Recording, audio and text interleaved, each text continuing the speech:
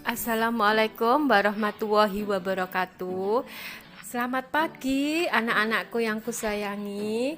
Untuk kelas 11 TKRO 1, hari ini materinya adalah PSKR dengan lingkup transmisi manual. Untuk selanjutnya kita membahaskan masalah transmisi manual. Nah, pada gambar terlihat kan pemindah daya atau transmisi manual. Kendaraan itu membutuhkan momen yang besar saat berjalan atau saat mulai mendaki. Tetapi sebaliknya, bila kendaraan berjalan pada jalan yang rata dengan kecepatan tinggi, tidak diperlukan momen yang besar.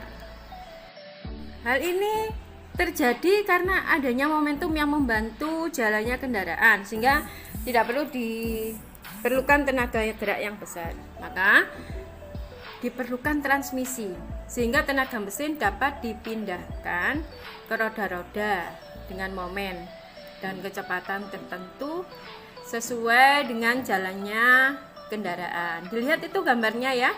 Setelah kendaraan berjalan pada jalan rata, maka mesin tidak memerlukan tenaga yang besar dalam mempertahankan jalannya kendaraan.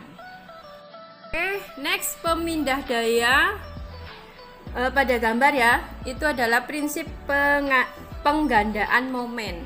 Jadi untuk memungkinkan pertambahan torsi terhadap poros propeller, torsi mesin harus dilipat gandakan.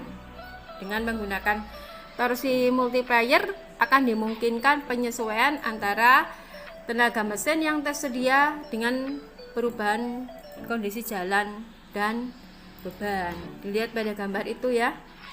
Jadi pada satu tanjakan, roda pemutar memerlukan momen yang lebih besar lagi.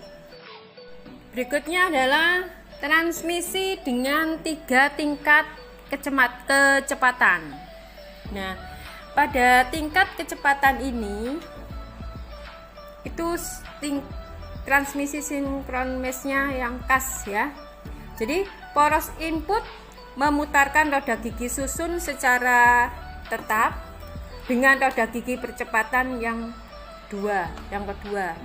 Kita tahu bahwa roda gigi percepatan 2 terletak pada poros output tanpa alur, sehingga daya dari roda gigi percepatan 2 tidak dapat diteruskan pada output shaft.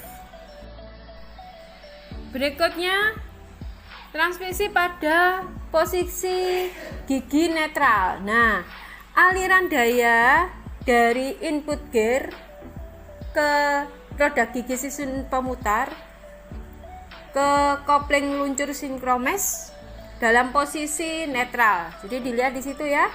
Maka konstan mass second gear akan berputar pada poros outputnya, sehingga tidak ada daya yang ditransmisikan pada sikap ini. Jadi ini pada kondisi netral ya.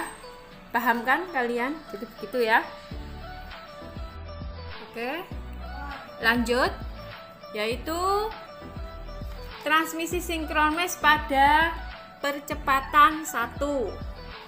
Nah, dilihat pada gambar ini ya. Aliran daya dari input shaft ke cluster drive gear. Dilihat di situ ya, dari roda gigi susun percepatan 1 ke roda gigi luncur percepatan 1 dan mundur.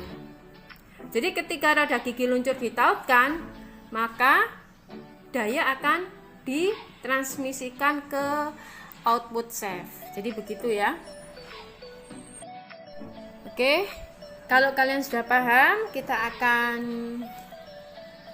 lanjutkan yang berikutnya, yaitu mengenai transmisi sinkronis pada sikap percepatan 2. Di sini aliran daya yang dari input roda gigi susun percepatan 2 ke roda gigi 2 konstan mass. Itu dilihat ya.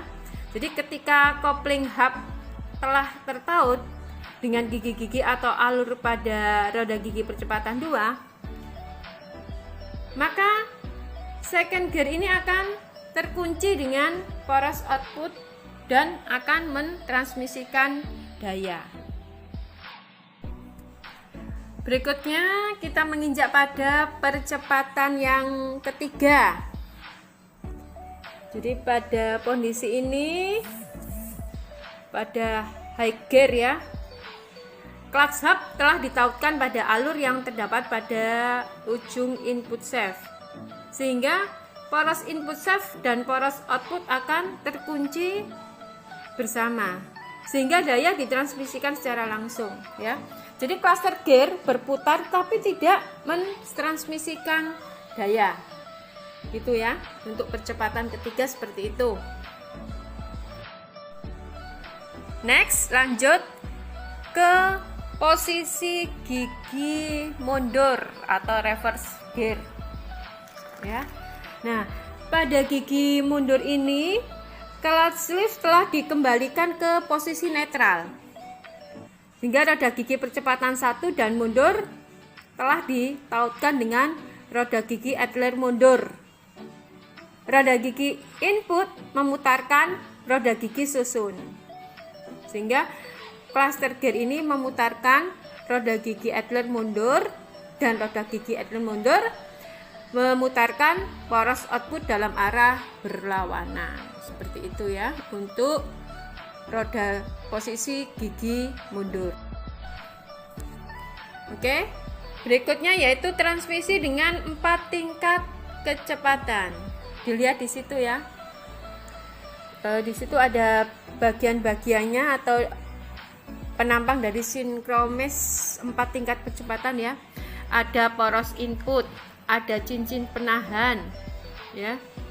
Ada cincin sinkromes percepatan 4, percepatan 3, 4, ada cincin penahan, ada bantalan guling dan sebagainya. Jadi lebih kompleks ini. Untuk selanjutnya ya, pada transmisi sinkromes 4-3 percepatan ini kan ada posisi gigi 1, ada posisi gigi 2, ada posisi gigi 3, dan ada posisi gigi 4, dan terakhir adalah posisi gigi mundur. Nah, untuk ini saya